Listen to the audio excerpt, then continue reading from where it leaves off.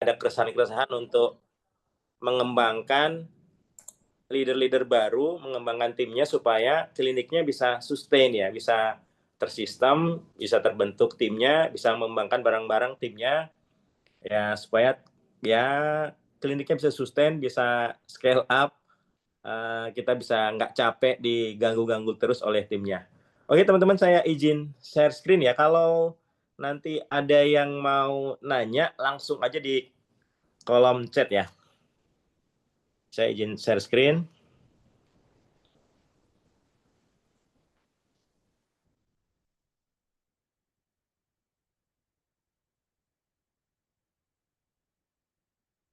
Udah kelihatan teman-teman? Saya bilang? Sudah, Dok. Oke. Oke, ini persoalan klasik ya, persoalan klasik dari semua owner klinik dan semua pebisnis juga, bahwa semuanya owner centris, semuanya tertuju pada owner. Jadi karena tertuju pada owner, capek semuanya. Apalagi kita sebagai dokter, ya praktek juga, yang ngurus klinik juga, ngurus komplain pasien juga, jawabin WA juga, ya bikin konten juga di media sosial. Jadi semuanya tergantung sama owner. Kalau kita nggak nyuruh, semuanya tertuju pada. Kalau kita baru liburan 2-3 hari juga diganggu juga. Jadi kita nggak bisa, capek juga. Pasien sih banyak, berkembang, nambah, pasien banyak. Tapi kok kayaknya kita nggak bisa fokus ya, nggak bisa ngurus strategi klinik seperti apa, pengembangan klinik seperti apa. Oke, teman-teman yang baru bergabung di grup Mentoring Klinik, perkenalkan saya Dr. Yusuf, saya pengelola klinik keluarga, sudah kurang lebih jalan 13 tahun. Kemudian saya bareng-bareng teman-teman semuanya, ada Dr. Rahman, ada Teh Yuli, segala macam, membentuk mentor klinik karena ya keresahan kita banyak teman-teman yang bertanya, teman-teman yang pengalaman saya nyari sendiri terkait ilmu bagaimana mengembangkan klinik, bagaimana memanajerial klinik, mengembangkan bisnis klinik itu sendiri. Dan akhirnya saya membuat mentor klinik ini sama teman-teman yang lain. Kita membuat sebuah komunitas di mentoring klinik ini. Klinik keluarga di Cianjur, beberapa teman-teman rekan-rekan di sini juga sudah pernah berkunjung. Karena banyak yang berkunjung, inilah salah satunya saya membuat mentor klinik. Udah 13 tahun. Teman-teman jangan melihat sekarangnya, sudah berdirinya, megah segala macam, sudah ada pengembangan ke laboratorium, apotik, klinik kecantikan, bahkan layanan di spesialisnya. Tetapi bagaimana prosesnya ini teman-teman ya, nggak masalah kliniknya kecil, nggak masalah, tapi prosesnya membangunnya ini yang harus teman-teman buat, bagaimana proses perjalanannya. Dan ini semua nggak terjadi kalau teman-teman tidak membangun tim, tidak membangun sistem. Karena klinik itu besar, salah satunya adalah kita membentuk timnya. Bagaimana kita membuat leader-leader lagi baru. Nah, leader-leader ini akan mengembangkan juga tim di bawahnya. Jadi kita meng-create leader, dan leader-leader ini bukan akan meng-create leader-leader lagi. Sehingga terus-menerus, sehingga tim ini menjadi sebuah tim yang besar, berkembang. Bahkan kalaupun kita, karena banyak kasus juga yang saya temuin teman-teman ataupun sejawat ataupun senior-senior yang membangun klinik, klinik utama, spesialis segala macam, bahkan om saya sendiri pernah juga menyerahkan kliniknya ke saya, tapi saya nggak mau. Sama juga ada beberapa teman juga menyerahkan kliniknya, tapi nggak mau juga ke anaknya ya, anaknya nggak mau, pengen punya sendiri. Rata-rata apalagi Gen Z ya, Gen Z pengen pengen punya sendiri, sehingga kita sudah punya anak ideologis, kita sudah punya tim yang bisa meneruskan klinik kita. Namanya umur makin bertambah, kita makin tua teman-teman ya. Nah, ini bukan tentang saya, bukan tentang klinik keluarga, tapi ini tentang teman-teman semuanya. Nah, kira-kira apa sih tantangan terbesar teman-teman dalam membangun tim, dalam menciptakan leader-leader, dalam persoalan-persoalan di tim seperti apa? Boleh teman-teman share di kolom chat atau mau raise hand juga. Mangga, silahkan. Ada yang mau share teman-teman? Silahkan. Ada yang mau ini nggak? keluhannya apa? Biar kita tahu dan kita bisa membantu teman-teman semuanya. Kita pun kemarin di chat sama Dokter Maulana Ajis, Dok, ada nggak training untuk leader ya? Untuk leadernya bisa komunikasi, bisa memecahkan masalah sendiri, nggak tergantung sama saya. Oh, makanya saya pengen tahu nih, apa sih keluhan keluhan dari teman-teman semuanya terkait membangun leader, terkait membangun tim? Ada? Boleh teman-teman? Ini Silakan. dari Dokter Eman, Dok. Sulit cari orang yang tepat, katanya. Oke, cari orang ya dok ya, mantap. Apalagi dok, kira-kira dok? Teh Nggak bilang lulus mungkin cepat resign, leader harus dimandorin, katanya. oh, harus ditungguin ya dok. Dari siapa Teh bilang? Saya Dari nggak bisa. Dokter Maulana. Oh, harus ditungguin terus ya dok. Harus tungguin terus, harus diawasin. Kadang-kadang kita perlu CCTV, jadi kita nggak bisa kita nggak ada timnya. Kadang-kadang kayak gini, kayak monyet nggak ada pawangnya, jadi monyetnya di liar gitu ya. Jadi harus tungguin, harus ada pawangnya terus. Yang tadi Dokter Eman nggak susah cari tim ya. Oke. Apalagi teman-teman, silakan. Apa sih tantangan kita teman-teman membentuk tim ya? Ataupun mencari talent tadi si Dokter Eman cari talent, cari tim, cari SDM susah dok. Ini dari Dokter Kris, intinya sih saat rekrutmen ya, Dok, nggak bisa asal lagi hire orang, katanya. Yes, betul Dokter Chris, klinik Caga. Betul sekali dok. Kita lebih ada beberapa quotes yang saya dapatkan lebih susah kita mengeluarkan orang daripada kita masukkan orang. Makanya kuncinya betul di hiring. Saat hiring itu, saat perekrutan itu ada kalau bisa beberapa tahap. Sampai yang kuncinya di wawancara itu, teman-teman. Ya, di wawancara nah itu ada kalau udah masuk, kita mengeluarkan susah. Banyak drama-dramanya, banyak perasaan-perasaannya. Ini paling susah. Makanya dari kuncinya hiring. Betul, Dokter Chris. Thank you, Dokter Chris. Ada lagi, teman-teman? Oke, ini yang terjadi ya, teman-teman ya, di klinik ya. Ownernya sibuk ngurus operasional. Ini pengalaman saya pribadi, curhatan dari teman-teman owner klinik juga. Apalagi kita sebagai dokter, kita praktek, kita ngurus keuangan juga, habis praktek kita ngitung duit, berapa pasien masuk, kemudian nyari obat juga. Bahkan kita kadang-kadang nggak sempat bikin laporan keuangan ya, uang klinik ya uangnya pribadi gitu loh. Nah, syukur-syukur teman-teman bisa memisahkan. Habis itu ya handling komplain. Kadang-kadang kita ngurus cari dokter juga susah kalau kita mau liburan, mau ada kumpulan misalkan di ID atau di dinas segala macam atau di puskesmas cari dokternya susah. Nah, ada juga ya buat laporan juga. Ini kita masih turun ya teman-teman ya, masih ngurusin detail. Nah, kemudian oke, udah ada tim, sudah ada struktur, sudah ada bagian-bagiannya, tetapi keputusannya harus dari kita. Jadi bottleneck kitanya ya. Jadi ada yang datang, ada yang komplain, nanya kita. Ada masalah rujukan, nanya juga. Masalah apa ya? Ada yang LSM datang atau nah itu harus telepon ya. Kita kadang-kadang lagi liburan diganggu masalah hal-hal kadang-kadang remeh-temeh teman-temannya. Karena timnya belum bisa mandiri. Kemudian sama tadi ya, leadernya belum nggak mandiri. Sudah ada leader, sudah ada bagian-bagian pendaftaran, layanan, di apotik, tapi belum percaya diri atau belum bisa mengambil keputusan. Nah, belum bisa diperdayakan. Jadi kitanya masih diganggu gitu loh. Padahal kliniknya mungkin sudah lama, tapi ya kita belum bisa, udah ada leadernya tapi belum bisa percaya diri, belum bisa menginfluence timnya juga. Nah, yang kedua, yang selanjutnya adalah ada koordinator-koordinator, tetapi kayak masing-masing nih, bidan-bidan, perawat-perawat, dokter-dokter, apotek sendiri, sehingga tidak ada komunikasi, tidak ada koordinasi yang soft. Jadi jalannya sendiri-sendiri. Nah, karena jalannya sendiri-sendiri, jadi ya masing-masing aja. Kamu bidan-bidan, perawat-perawat, layanan-layanan, manajemen-manajemen. Nah, itu akhirnya semuanya tersendat. Akibatnya apa, teman-teman? Capek kitanya, burn out. nggak fokus, burnout, capek, dan saya pun pernah mengalami juga teman-teman, sehingga nggak fokus.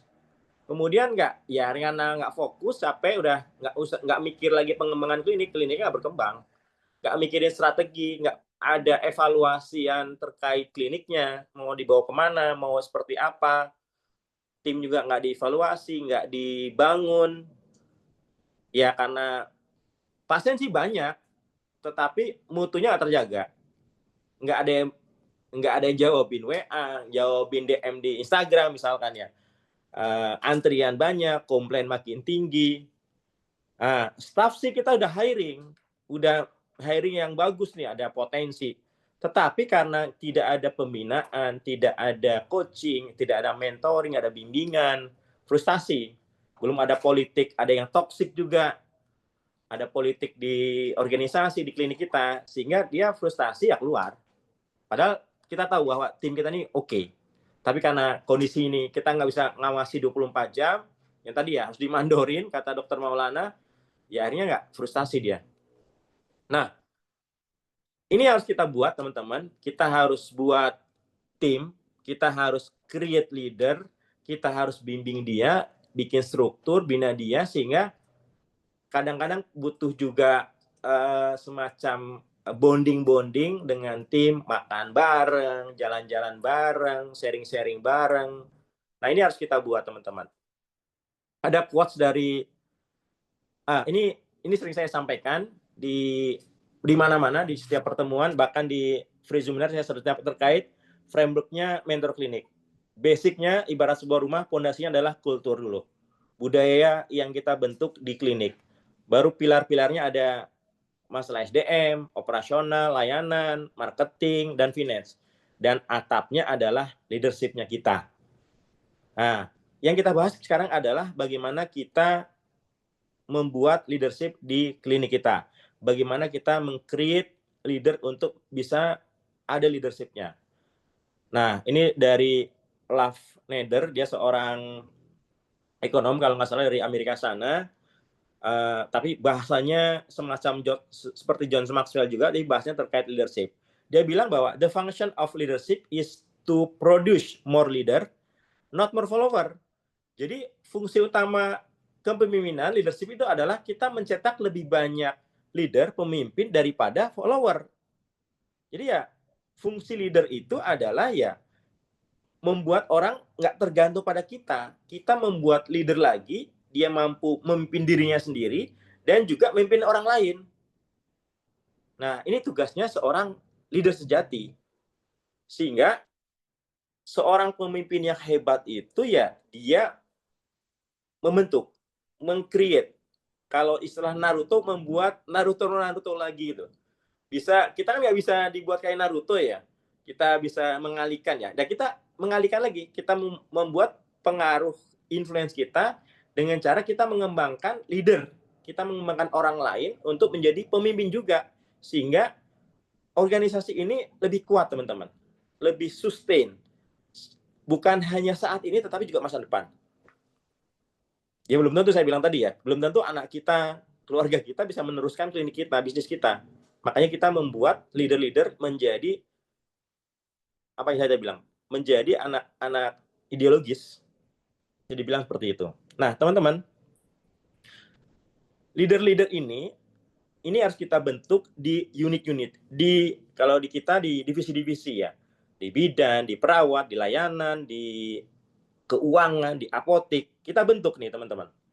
Bukan hanya kita ownernya ataupun manajer puncaknya ya yang mimpin, tetapi setiap unit-unit ini ada orang yang bisa ngambil keputusan, bisa memecahkan masalah, bisa menggerakkan timnya, sehingga nggak tergantung sama kita, sehingga semuanya tertuju pada visi, pada goal apa yang akan dicapai dari klinik itu. Kita bentuk ya masing-masing pemimpin unit. Kenapa ini penting? Jadi nggak tergantung sama kita, mereka bisa memecahkan masalah, nggak tergantung sama ownernya, nggak tergantung sama kita, bisa responnya lebih cepat, mereka berani mengambil keputusan, ada masalah, ada komplain, mereka berani menghandle, nggak tergantung nanya ke kita, ada masalah di layanan, masalah di customer, di operasional, ini bisa terhandle. Kemudian mutunya tetap terjaga teman-teman ya, mutunya terjaga. Kemudian ada regenerasi di bawahnya kita. Kemudian kita buat sistem kerja yang jelas dan terukur. Nah ini dia. Jelas itu dalam artian semua orang paham cara kerjanya. Ada SOP-nya. Dan SOP ini harus kita kontrol. Harus kita evaluasi. Masih berlaku atau enggak? Masih benar atau enggak? SOP pendaftaran seperti apa? Ngasih obat seperti apa? Membuat laporan seperti apa? Handling komplain seperti apa? Semuanya ada SOP-nya. Siapa bertanggung terhadap apa, kapan itu bisa diselesaikan atau targetnya seperti apa. Kemudian alur komunikasinya seperti apa. Terukur, ada KPI-nya teman-teman. Ada indikator kerjanya yang terukur. Yang baik itu klinik, indikator kerja utamanya, ataupun individunya, masing-masing orang. Ada dicatat, data-data itu, target-target itu apa, dicatat. Dievaluasi rutin bulanan. Baik itu mingguan, bulanan, maupun tahunan. Kalau perlu ada tengah tahun semester.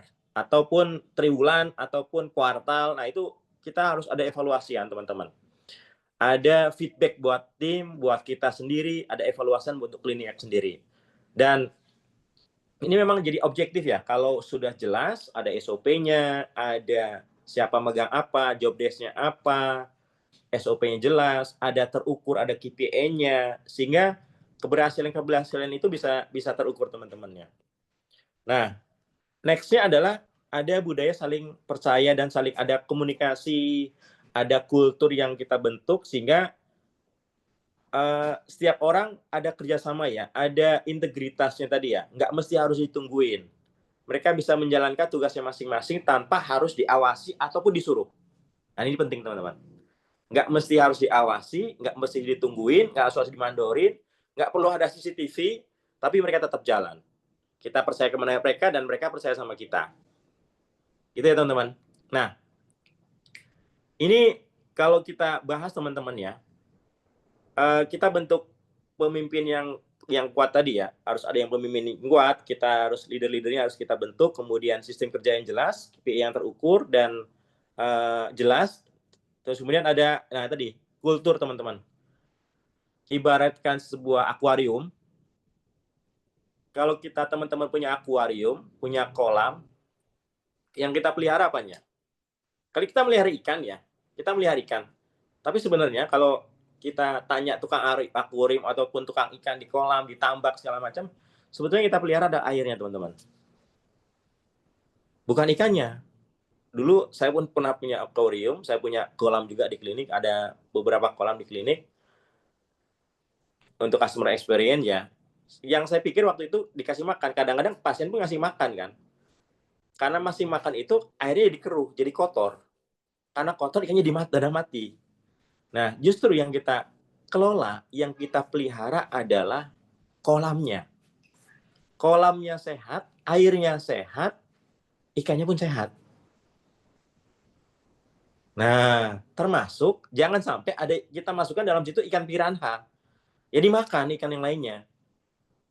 Jangan sampai ada yang toksik. Jadi di samping budayanya, di samping ekosistemnya kita jaga, airnya kita jaga, dan orang-orangnya kita jaga. Jangan sampai ikannya sama nih. Jangan ada jangan ada yang toksik. Ini penting teman-teman. Ini menjadi dasar ya, jadi pondasi. Nah, apa sih prinsip-prinsip leadership teman-teman? Yang pertama adalah ini kalau di bukunya Simon Sinek, Start with Way. Kita mulai dari tadi ya, goals, ada purpose. Kalau di Islam ada namanya niat. Kita buat klinik ini buat apa sih? Ngapain sih kita buat klinik ini gitu? Awal kita membentuk klinik, awal dulu seperti apa gitu. Nah, ini yang membuat kita tetap semangat saat kita capek, saat kita jenuh, namanya kita membangun, semacam kita naik gunung, kita tuh capek gitu loh. Tetapi kalau kita punya visi, punya why-nya, kita udah mikirin puncaknya, itu pelan-pelan tapi nyampe juga. Istilahnya kalau di film Formula One, slow is smooth, smooth is fast. Jadi pelan tapi pasti teman-teman, bertahap tapi jalan. Nah, why ini teman-teman, why ini adalah menjadi dasar kita, apa sih, kenapa sih kita buat klinik ini, dan why ini kita harus share ke tim kita, terutama leader. Why-nya klinik kita, why-nya kita ini paling tidak mereka harus paham. Leader-leader harus paham, harus relate, harus kita sering komunikasikan dengan mereka. Ngapain sih kalian teman-teman kerja di klinik? Buat apa? Jadi mereka harus memahami meaning, harus memahami perannya dia sebagai leader, perannya dia sebagai bidan, perannya dia sebagai dokter. Meaningnya apa? Perannya seperti apa? Nah, ini penting teman-teman, dan ini harus kita sampaikan juga buat leader, dan leader pun harus paham juga why-nya. Bukan hanya kerja sekedar kerja, tetapi dia harus paham why-nya, soul-nya.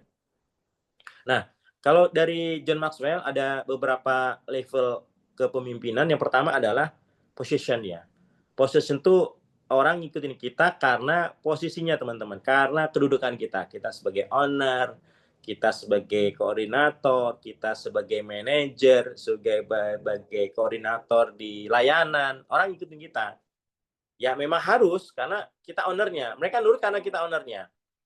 Jadi karena jabatan, karena otoritas ya. Ya fokusnya untuk awal-awal ini ya kita harus belajar untuk mengenal mereka. Kita harus belajar mengenal tim. Leader-leader gitu juga. Biasanya yang leader baru kita angkat dari layanan yang mereka biasanya selevel. Mereka selevel nih biasanya sama-sama di layanan sebagai di pendaftaran, karena dia punya potensi, punya bakat, kita angkat jadi leader nih. Nah, ini yang harus kita bimbing, kita harus coaching, kita harus dampingi, karena yang tadinya selevel dia jadi seorang leader. Nah, teman-temannya biasanya menghormati karena dia ditunjuk jadi leader. Nah, ini harus kita fokusnya memang di bentuk relationship-nya. Nah, ini dia. Orang percaya sama kita, orang ngikutin kita karena mereka mau ngikutin kita. Karena ada hubungan, ada relationship yang dibangun, ada kita mulai mendengarkan mereka, memahami mereka, peduli sama mereka, mereka care sama kita, ada komunikasi, ada coaching, ada mentoring. Nah, karena sudah ada trust, ada komunikasi, sehingga ada hubungan relationship yang dibentuk, ada emosional yang dibentuk, maka bukan hanya sekedar jabatan lagi karena posisi lagi, tetapi ada relationship. Ini di level 2. Level selanjutnya adalah production, ada result. Ada orang-orang ngikutin kita karena memang kita berhasil ya.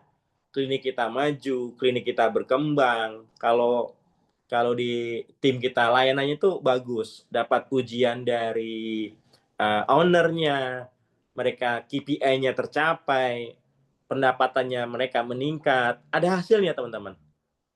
Ada hasil yang memang dicapai, sehingga karena leader itu memberikan hasil yang nyata, targetnya tercapai, masalah-masalah diselesaikan, makanya muncul dari trust tadi, kredibilitasnya leader itu muncul karena ya memang performnya, karena kinerjanya, bukan lagi karena relationship-nya. Karena hasil itu jadinya produktivitasnya makin meningkat, mereka makin ada ikatan dengan leader-leadernya. Next-nya ada level keempat adalah people development. Jadi orang itu ngikutin karena apa yang karena apa yang leader itu lakukan untuk mereka. Jadi ini sudah mulai membangun tim, sudah menumbuhkan apa yang dipimpinnya. Leader-leader itu menumbuhkan apa yang dipimpinnya, bukan hanya fokus ke diri kita, tetapi juga fokus ke mereka. Kita apa yang mereka inginkan, sama dengan kalau kita ke pasien ya, ke customer ya, kita mulai memikir apa yang keinginan mereka, apa kebutuhannya mereka, visi mereka kemana. Nah, kita tumbuhkan, kita latih, kita tumbuhkan mereka untuk mencapai visinya mereka, tetapi bukan hanya mereka mendukung visinya kita ya, menumbuhkan kliniknya, tapi kita juga menumbuhkan visinya mereka. Nah, ini sudah levelnya sudah kita latih, kita bimbing, kita kembangkan mereka. Sehingga fokusnya bukan hanya kita tadi ya, tapi juga mereka pun bertumbuh, mereka pun mandiri.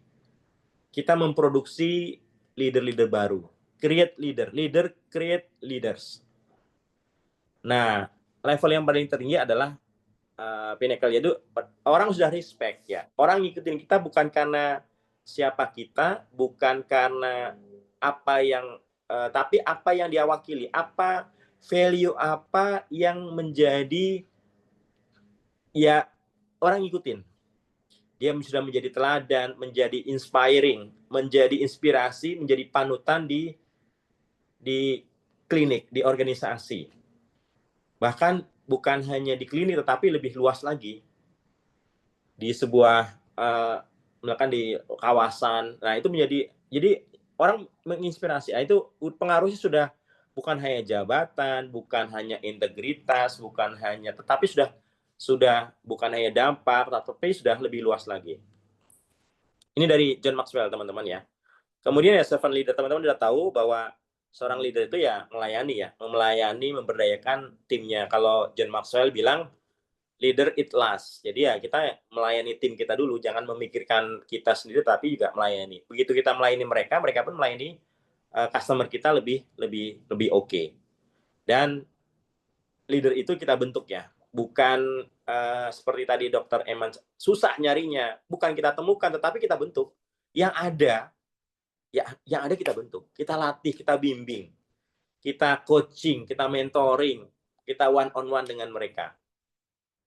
Ya, kita bentuk teman-teman, bukan kita nyari leader. Ini pengalaman saya, daripada kita nyari orang yang jago di luar kemudian suruh masuk, mending kita yang sudah ada plus minus teman-teman ya. Tetapi saya lebih cenderung kalau yang ada di klinik yang sudah lama di kita latih mereka untuk menjadi leader.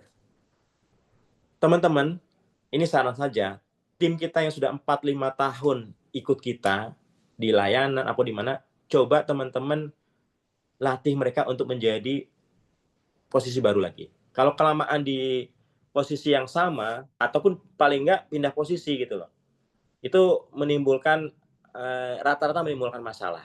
Para senior yang udah 4-5 tahun di kita itu sebaiknya dia menjadi leader, jadi koordinator. Kalau memang dilatih kita nggak mampu ya pindah posisi. Ini sekedar saran teman-teman ya. Nah, gimana sih caranya supaya kita nggak capek ngurusin operasional terus, capek kita. Nah, ini memang agak berat teman-teman ya. Pertama adalah delegasi yang cerdas. Ini pengalaman saya melatih leader, pengalaman saya mentoring beberapa teman-teman owner klinik, ini yang paling berat. Mendelegasikan sebagian tanggung jawab kita ke tim kita. Mendelegasikan tanggung jawabnya sebagian kita ke mereka. Contoh ya, membagikan, membuat laporan keuangan, mengatur uang masuk keluar, pesan obat, handling komplain, menyerahkan layanan ke orang lain. Ini kan kalau kita sebagai ownernya, ya karena merasa ini bayinya saya ya, pengennya saya rawat sendiri. Mampu nggak dia bisa dipercaya ya ngurus uang? Nanti korupsi. Mampu nggak dia pesan obat ya? Nanti dia korupsi. Nanti dia tilep. Mampu nggak dia menghandling komplain ya, menghadapi pasien ya? Nah ini paling berat teman-teman. Ada beberapa teman dokter yang nggak bisa, padahal lebih senior, lebih lama, tetapi tidak bisa membentuk tim, nggak bisa mengembangkan tim. Pasiennya ramai, tetapi dia setelah layanan dia ngurusin uang segala macam, ya sampai jam 11, tidur jam 12 pagi, seperti itu. Kadang pemesan obat masih sama dia.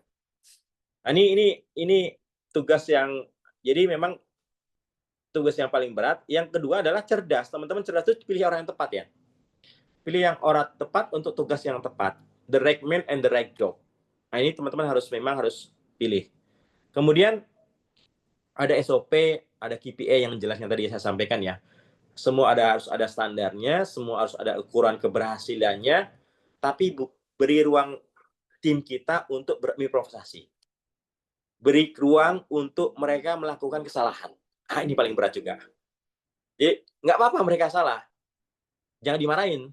Nah, kalau saya dulu jangan dimarahin, Ya kalau mereka dimarahin ya mereka nggak berani ngambil keputusan, nggak beri mereka ruang untuk melakukan kesalahan. Beri mereka ruang untuk berimprovisasi, sehingga idenya muncul. Beri mereka kebebasan. Jadi ada uang sekolahnya mereka yang melakukan, nggak masalah itu teman-teman. Jadi mereka tahu, cuma ada evaluasian teman-teman dari kita ya. Nah, leader pun harus mandiri teman-teman. Latih mereka latih mereka untuk mimpin briefing, untuk mengevaluasi, mimpin rapat. Jangan semuanya kita semuanya. Bentuk leader-leader ini, para manajer, para supervisor untuk mimpin rapat, mimpin briefing, untuk mengevaluasi. Kemudian berikan mereka juga feedback ya, kasih feedback. Feedback ini macam-macam teman-teman ya. Ada OILS, ada beberapa yang cuma kita harus tahu tipe orangnya juga. Ada yang rata-rata feedback itu one on one teman-teman ya. Jangan kasih feedback di depan umum. Harus panggil one on one. Bangun feedback yang kalau istilahnya burger. Jadi kita puji dulu, kasih feedback, kemudian kita ke depan seperti apa. Ada juga metode OILS tadi ya. Nah, kita ngembangin gimana? Cara mengembangkan tim kita supaya mereka bisa mandiri. Pertama ya, kita ya tadi ya, identifikasi tim kita mana yang potensi menjadi seorang leader. Dari yang sudah lama-lama kita pilih dulu, ya kita didik. Pertama ya dari skill-nya, attitude-nya. Nah, yang paling penting value-nya. Value-nya harus sama dengan kita tadi ya, why tadi ya. Value-nya, why-nya itu harus sama dengan kita. Ini penting teman-teman. Dia harus, ya kita kalau bisa minimal bisa kita mengkloning diri kita untuk dia menjadi pemimpin. Ini kita harus identifikasi teman-teman. Kemudian yang kedua kita beri tanggung jawab kecil. Tes dulu aja. Ya tadi ya, beri ruang dia untuk melakukan kesalahan. Beri ruang dia untuk melakukan improvisasi. Jangan terlalu kita masuk. Biarkan aja mereka. Cuma kasih batas-batasnya. Kasih SOP, kasih target. Ya, kasih SOP, kasih target itu KPI segala macam. Kemudian ya tadi harus ada coaching, ada mentoring, ada evaluasi, kasih feedback, kasih ya one on one untuk mereka pun bertumbuh, mereka jauh jadi tahu mana yang benar, tahu yang mana yang salah. Kemudian libatkan mereka untuk ngambil keputusan tadi ya. Jangan langsung ada masalah tuh langsung kita ambil alih, biarkan mereka ambil keputusan. Biarkan mereka untuk mengambil keputusan sendiri. Kemudian ya apresiasi. Nah, apresiasi itu ada yang tipe orang yang suka diapresiasi di depan teman-temannya, di umum ya. Ada juga yang apresiasinya ya one on one, hanya perlu ditepuk, oh it's good job, ya gitu-gitu, yang kecil-kecil tapi jadi mereka pun tahu, oh sukanya owner saya, bos saya ini kayak gini nih, tapi nggak suka yang seperti ini. Jadi mereka pun tahu teman-teman.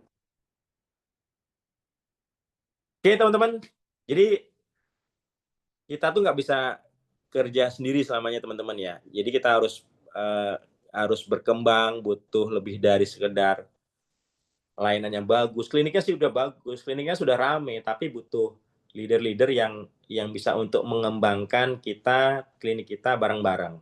Kemudian kita bentuk tim, kita temukan tim untuk kita beri ruang untuk mereka bertumbuh, dukung mereka untuk mereka bertumbuh. Kita buat juga budayanya, kita budaya kerjanya yang mandiri, mereka bisa ngambil keputusan sendiri dengan SOP, dengan KPI yang terukur, ada komunikasi, ada feedback, latih mereka untuk bertumbuh teman-teman ya. Kemudian kita buat sistem lebih penting ya teman-teman daripada sosok tadi ya, daripada figur. Makanya nggak perlu harus ada di Mandorin. Makanya kita buat sistemnya, harus bangun sistem kerja yang seperti apa sih, yang tadi ya SOP, walaupun kita nggak ada di tempat, tapi ini jalan teman-teman. Nah, yang paling penting adalah action teman-teman. Teman-teman harus pilih siapa leader-leader yang akan dibentuk setiap unit, bikin organisasi, kasih tanggung jawab, tadi saya bilang sampaikan apa, megang apa, tanggung jawabnya apa, kita ukur hasilnya, targetnya seperti apa. Mulai mereka kasih tanggung jawab untuk mimpin briefing, mimpin rapat, bukan hanya kita, sekali-kali kita ngabur, mereka ambil keputusan. Menurut kalian, kalau ada kasus seperti ini, gimana gitu? Beri mereka kebebasan untuk mengambil keputusan teman-teman. Itu teman-teman, Nah, menurut teman-teman nih, ini sering. Manfaat kita punya tim dan punya leader yang kuat apa sih? Boleh silakan teman-teman di kolom chat. Manfaatnya apa? Ini sebelum kita closing ya teman-teman ya. Ini kita membuka sama-sama open mind, sama-sama memang berat teman-teman ya. Memang susah kita bentuk tim, tapi kalau kita punya tim dan leader yang kuat, apa sih manfaatnya? Ini dari Dokter Maulana nih dok, bisa menjadi mesin pencetak uang. Wah itu, sip dok, mantap. Jadi kayak kita ya kayak dokter Maulana ini di pros ke timnya. Ayo kerja. Next, siapa lagi? Ada lagi? Dari Dokter Kris, tanpa tim yang kuat, bisnis hancur. Oke, setuju dok.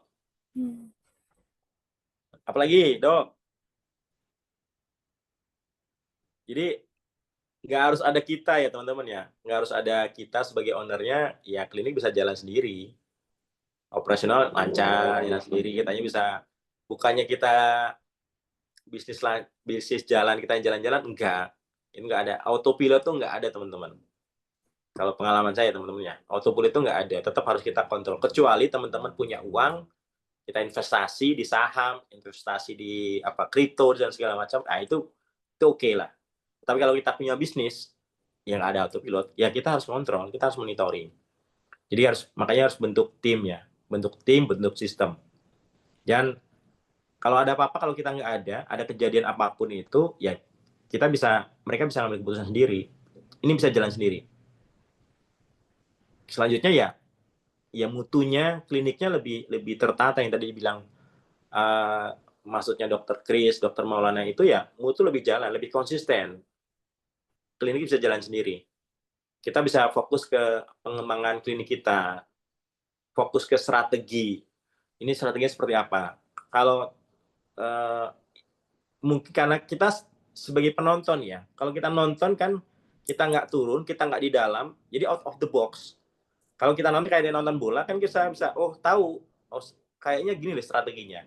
Kita tahu kelemahan tim kita tahu kelemahan kompetitor kita, ada strategi kondisi seperti apa, kita tahu market di luar seperti apa. Kemudian ya budayanya lebih terbentuk teman-teman. Gitu ya teman-teman. Jadi kita sepakat ya bahwa kita membentuk leader, membentuk tim yang kuat itu sangat-sangat penting. Bukan hanya kita yang jadi leadernya, bukan hanya kita jadi pemimpinnya juga. Ya ini memang banyak keluhan dari para owner klinik ya. Bagaimana sih menjadi leader yang bagus itu seperti apa sih dok? Satu, menjadi leader yang baik itu seperti apa sih? Kliniknya supaya berkembang, supaya kita menjadi role model seperti apa? Yang kedua, bagaimana kita menciptakan leader-leader itu? Bukan hanya kita yang leadernya, tapi the next leadernya seperti apa gitu. Nah ini PR kita untuk kita sendiri ya teman-teman. Nah teman-teman, ini kalau kita ini sebetulnya permintaannya Dokter Maulana juga, karena Dokter Maulana pernah ikut dan dia dok ada kapan lagi kita buat training leadership in klinik ya. Saya mengundang teman-teman ataupun menawarkan ya sebetulnya kalau misalkan kita buat training leadership in klinik, menurut teman-teman gimana? Kalau memang tertarik kah atau enggak kah? Jangan cuma klinik Amin Dokter Maulana aja yang mengirimkan timnya. Saya menawarkan teman-teman, ayo kalau mau kita belajar bareng, kita sebagai ownernya, sebagai leadernya, atau kita mengajak tim kita untuk kita membangun dia menjadi next leadernya. Kalau memang mau, ayo kita sama-sama gabung. Nanti kalau sekalian kita studi banding benchmarking ke klinik keluarga. Nanti saya pun mengundang ada beberapa trainer, biasanya Kang Novi, untuk lebih dalam lagi terkait yang tadi ya, why-nya tadi. Terkait sebelum kita mimpin sebetulnya self leadership kitanya sendiri yang harus menjadi contohnya ya. Mereka mengikut kita bukan karena kitanya, tetapi yang saya bilang tadi ya, tetapi diri kitanya. Bukan posisi, tetapi kita layak nggak jadi pemimpin. Nah itu salah satu yang akan dibahas, dan yang kedua nanti dari saya adalah bagaimana belajar mengambil keputusan, bagaimana belajar komunikasi, bagaimana mana prioritas seperti apa. Nanti kita akan pelajari bersama di 2 hari leadership in clinic. Silakan teman-teman boleh kita cek-cek ombak dulu, boleh tanya-tanya sama Teh Bila ya kalau memang tertarik teman-teman. Next teman-teman, klinik yang hebat bukan dibangun oleh satu orang yang hebat, bukan hanya kita yang hebat, tetapi oleh tim yang saling menguatkan. Oke teman-teman, ada yang mau kita diskusikan? Mangga. Baik, terima Teman-teman, kasih Dokter Yusuf untuk penyampaian materinya. Kebetulan ini sudah ada beberapa pertanyaan juga dari rekan-rekan. Oke, sebelum kita mulai diskusi, untuk rekan-rekan yang tertarik tadi untuk trainingnya, ini bila sudah mengirimkan Google Form, nanti bisa dilengkapi dulu untuk Google Form-nya. Oke, masuk ke sesi diskusi. Ini kebetulan ada pertanyaan dari Ibu Yanti dari Green Care. Susah cari leader yang bukan hanya tuntas administrasi, tapi yang memiliki rasa memiliki dalam membangun klinik, katanya dok. pertanyaannya apa Teh Bila? Susah cari leader yang bukan hanya tuntas administrasi, tapi yang memiliki rasa memiliki dalam membangun klinik. Oke, ownership ya. Apa namanya? Ownership leader yang memang, kalau menurut saya siapa tadi? Bu Yanti Bu ya? Yanti. Bu Yanti. Ownership itu atau sense of belonging itu memang teman-teman butuh proses ya. Butuh proses. Nggak hanya butuh waktu dan butuh proses. Jadi karena mereka bukan pemilik klinik, mereka bukan ownernya, yang tadi ya. Tetapi dengan berprosesnya kita menjadi leader yang bisa menjadi role model, menjadi contoh, menginspirasi, menumbuhkan mereka untuk bukan hanya mereka yang memenuhi visi kita, tetapi kita juga harus memenuhi visinya mereka. Apa kebutuhannya mereka, kalau sudah terbentuk relationship-nya, sudah kita menjadi inspirasi yang mereka, bukan nggak mungkin mereka juga memiliki ownership-nya juga, sense of belonging-nya. Mereka kayak punya klinik. Mereka udah nggak ada hitung-hitungan waktu, hitung-hitungan jam, hitung-hitungan gaji berapa. Saya kalau kerja ini lembur seperti ini, digaji berapa? Enggak. Ini bukan sekedar omongan teman-teman, dan ini sudah saya kerjakan, dan beberapa teman-teman di sini juga muncul seperti itu ya. Ya dari kita itu teman-teman ya, kita ini jadi contoh. Ada juga beberapa pertanyaan, dok tim saya keluar masuk. Baru masuk, kemudian keluar lagi. Nah, kita harus, sebelum kita menuntut mereka ataupun apa namanya, ya kita mengevaluasi diri kita sendiri. Gitu ya, Bu Yanti ya. Ini pengalaman dan ini sharing-sharing juga. Kadang-kadang kita menyalahkan di luar ya, menyalahkan tim, menyalahkan pasien, menyalahkan keadaan, pemerintah dan segala macam. Tetapi sebetulnya coba kita mengevaluasi diri kita, apa yang perlu kita perbaiki sih dengan mereka. Dengan seiring bertumbuhnya kita, ya insya Allah nanti klinik kita dan tim kita pun akan bertumbuh juga. Gitu mungkin Bu Yanti dan teman-teman. Baik, selanjutnya dok, ada pertanyaan dari Dokter Budi dari Ananda Medika. Apakah ada sistem klinik yang familiar untuk monitoring performansi klinik secara online? Dan apakah klinik itu butuh marketing dan leader? Apakah bisa jadi satu? Marketing dan leader apakah bisa jadi satu? Kayaknya dok. Oke, sistem klinik itu berarti ke dashboard ya dok, Dokter Budi ya. Iya betul. Dashboard untuk monitoring ya. Sebetulnya kita pun sedang membangun dok sistem ERP namanya. Jadi dia menggabungkan istilahnya performa dari tim kita. Kita lagi nanti kalau memang mau boleh nanti saat training nanti kita akan share. Awalnya kita juga sama dok. Awalnya kita buat juga semacam Google Form, banyak Google Form ya. Ini kita lagi bangun untuk menyatukan Google Form untuk semacam KPI, performa, termasuk sampai ke dari rekam medis elektronik, kemudian dari absen, kemudian dari CRM-nya kita gabungkan jadi satu untuk semacam ERP. Jadi kita bisa monitoring ya, mana yang perform leadernya, mana perform divisinya, mana pasiennya seperti apa, kita lagi monitoring. Memang lagi on proses, Dok. Nanti kita coba sama-sama bentuk lagi on proses seperti ke sana, dan kita pun lagi membangun juga sistemnya seperti itu. Paling enggak teman-teman harus punya monitoring, baik dari SDM-nya, dari timnya, dari layanannya, dari pasiennya, dari marketingnya, CRM-nya, dari keuangannya. Ini harus semuanya harus harus dievaluasi ya. Kita harus punya dashboard sendiri. Minimal kalau secara online kita lagi membangun, Dokter Budi, tapi ini lagi on proses, ongoing. Kita sudah ada punya rekam medis elektronik, kita sudah punya CRM, kita sudah punya sistem penilaian perform tim KPI. Ini lagi kita gabungkan jadi satu. Untuk sistemnya belum ada. Yang kedua apa tadi saya bilang? Untuk yang kedua, klinik butuh marketing dan leader. Apakah bisa jadi satu? Bisa banget, Dok.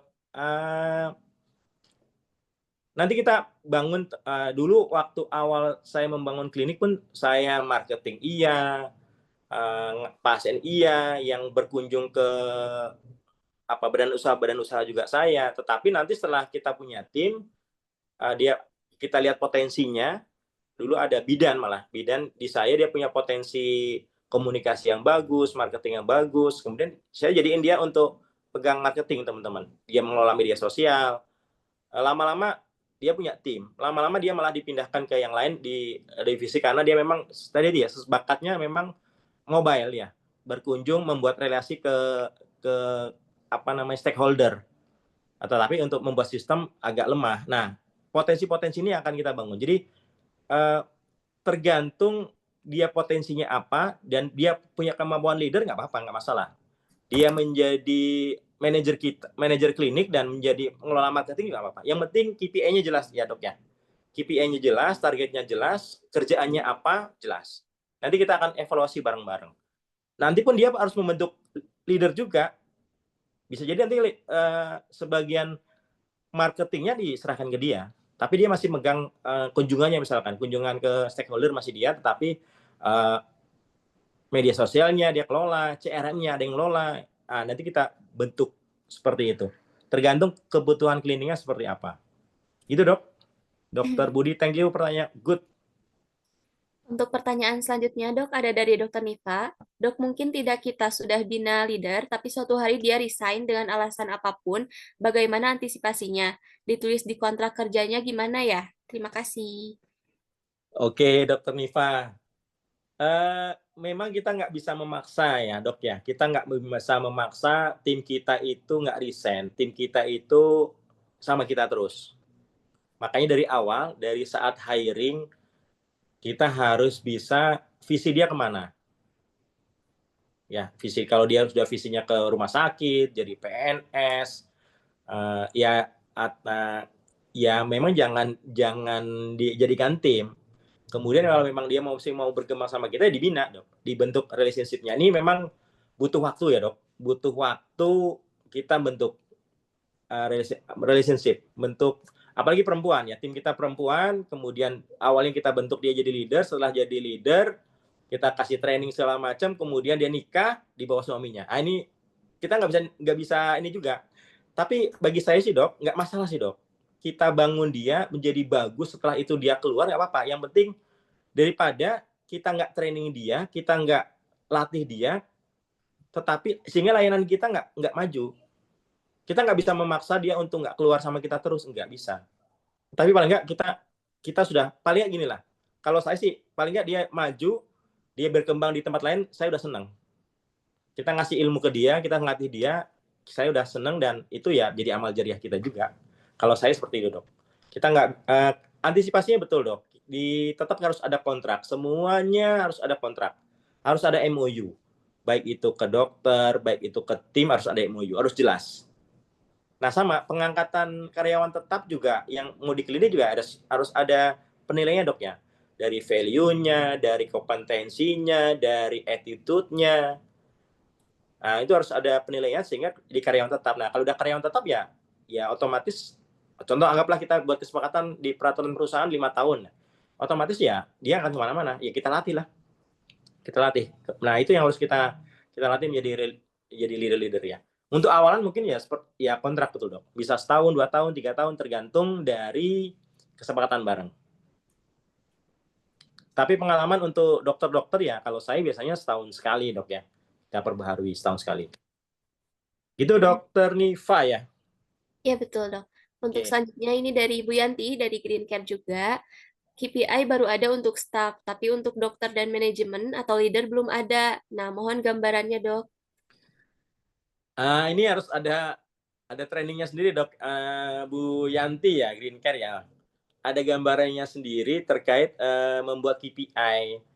Membuat KPI ya beda ya, di layanan, di dokter, di tim harus ada, di manajemen bahkan apalagi justru di manajemen. Manajemen justru penting itu dok ya.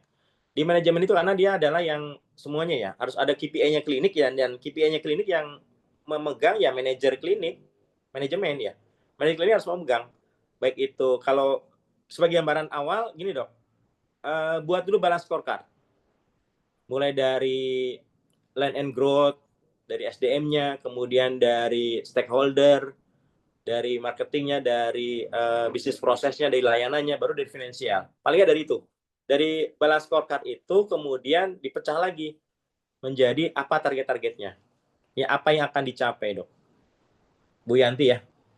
Itu dok gambarnya, kalau mau boleh main-main ke sini atau nanti kita buatkan training untuk, kalau nggak salah sudah ada pernah trainingnya, nanti ada videonya juga, nanti bisa tanya ke kakak Bila, nanti bisa dipelajari video-videonya dok.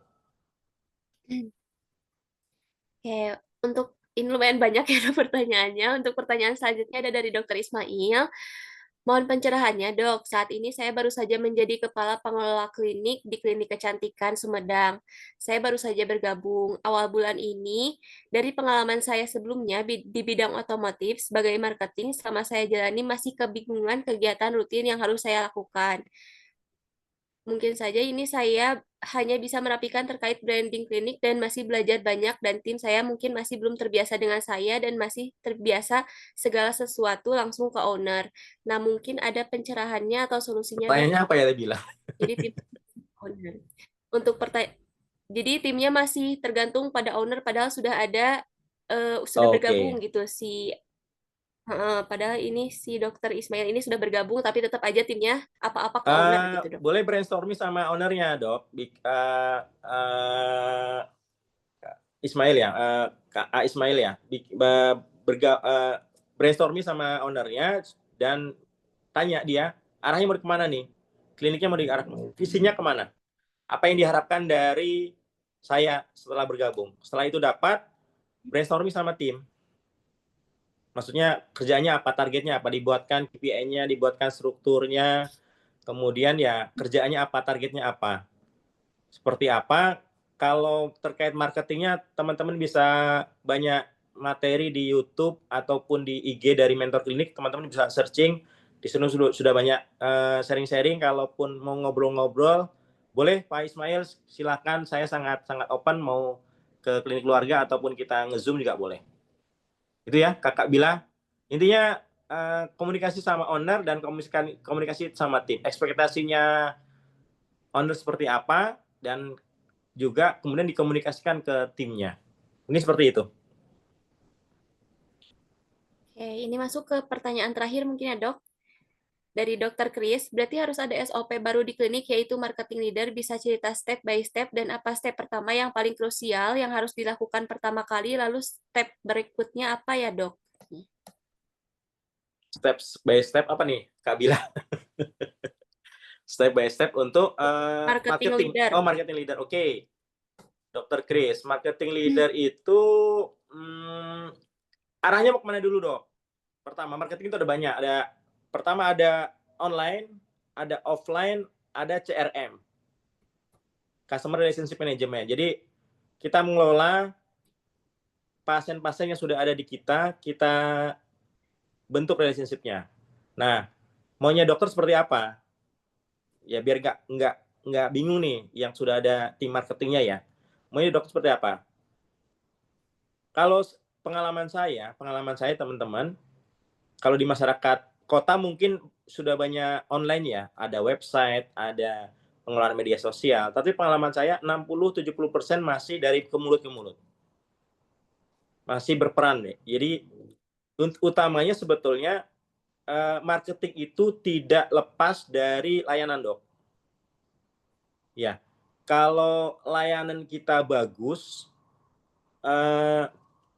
baik itu sistem touch point, kliniknya, ruangannya nyaman, ada nyaman lah ya, maupun human touch point, keramah tamahan dokternya, komunikasinya, dia akan bagus teman-teman. Tandanya gimana? Tandanya ya ada repeat order, pasien balik lagi, ada retensi ya, baik itu yang BPJS maupun yang non BPJS. Kalau kliniknya kerjasama dengan BPJS, ada balik lagi. Nah, pasien-pasien yang ini yang sudah pernah datang ke kita itu yang paling penting lagi di follow up, di CRM namanya. Nah, ini sebetulnya jagonya Kakak Bila. Ini saya hanya menyimpulkan aja teman-teman, di follow up ya, dalam arti ditanya kabarnya setelah pengobatan, sehari, 2 hari, sehari, 3 hari, ataupun seminggu seperti apa. Dijalin relationship-nya teman-teman. Ini yang jarang ditemui oleh teman-teman klinik. Tapi di industri lain, ini sudah dibentuk. Setelah itu juga teman-teman bisa banyak doktris bentuk juga, nanti ada komunitas. Udah, nah paling awal ya bentuk leader ya, bentuk leader yang di kitanya ya seperti apa ya, seperti yang saya jelaskan tadi, Dok. Bagaimana ya mulai step by step-nya ya kita pilih tadi ya, kita pilih dulu ya potensi enggaknya, mulai dari skill-nya, attitude-nya, jangan sudah kita pilih tiba-tiba dia resign keluar. Ya kitanya juga harus yang tadi ya, harus mengevaluasi, kita harus mimpin kita dulu. Kita layak nggak diikuti oleh jadi leader ya? Karena walaupun kita bentuk leader, kita bentuk tim, kalau timnya nggak nyaman sama kita, ya berarti kita harus evaluasi diri kita dulu. Ya kemudian ya tugasnya apa, kita buat KPI, buatkan strategi, buatkan SOP yang untuk panduannya dia.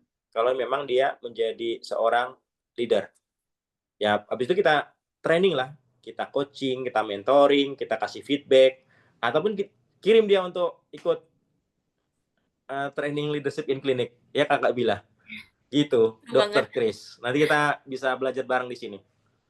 Kirim aja ke klinik keluarga, Dok Chris. Nanti kita bisa ngobrol-ngobrol. Nanti kita sering-sering lagi, ngopi-ngopi bareng lagi, Dok Chris. Oke, teman-teman. Kayaknya udah cukup banyak ya. Sudah 1 jam lebih kayaknya ya. Kita ngobrol-ngobrol. Teman-teman nanti boleh sharing-sharing di grup, nanya di grup, ataupun kita boleh teman-teman usulkan apa materi kita untuk selanjutnya. Teman-teman juga saya kalau tertarik kita mengevaluasi kita untuk layak nggak kita menjadi leader ataupun kita menciptakan leader, the next leader ya, ayo kita gabung di bareng-bareng di Leadership in Clinic.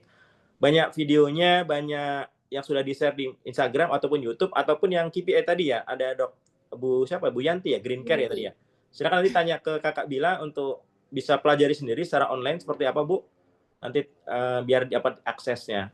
Pernah kita bikin secara online, makanya ada videonya. Thank you teman-teman yang sudah bergabung, yang saya sangat appreciate teman-teman mau belajar bareng, tumbuh bareng. Gak banyak para dokter, para owner klinik yang pengen tumbuh bareng-bareng, pengen belajar bareng-bareng. Kita memfasilitasi ini, kita bareng-bareng di sini untuk belajar bareng, tumbuh bareng. Thank you semuanya, teman-teman semuanya. Senang bergabung dengan teman-teman semuanya. Kita ketemu lagi di the next free Zoominar Mentor Clinic. Balik ke Kakak Bila. Baik, terima kasih Dokter Yusuf. Nah, untuk rekan-rekan, seperti tadi yang sudah dijelaskan Dokter Yusuf, kami akan mengadakan training leadership in clinic. Tadi Bila sudah kirimkan juga ya untuk linknya, silahkan diisi dulu. Sebelum Bila tutup acaranya, untuk rekan-rekan jika ada pertanyaan yang lainnya, nanti bisa ditanyakan di grup saja, atau kita juga kebetulan ada mentoring private, nanti untuk jika ada yang ditanyakan bisa hubungi Bila saja. Demikian Zoominar kita malam ini, semoga bermanfaat untuk rekan-rekan, dan Bila ucapkan terima kasih juga untuk Dokter Yusuf sebagai narasumber malam ini. Oke, Bila pamit undur diri dan mohon maaf jika ada kata-kata yang kurang berkenan. Wassalamualaikum warahmatullahi wabarakatuh. Sampai jumpa di webinar selanjutnya. Thank you teman-teman, selamat malam. Terima kasih Kakak Bila. Ya, terima kasih Dokter Terima Yusuf. kasih. Terima kasih Terima kasih semuanya, rekan-rekan. Dokter Kris, teman-teman semuanya. Terima kasih. Izin live ya. Ya, silakan Dok.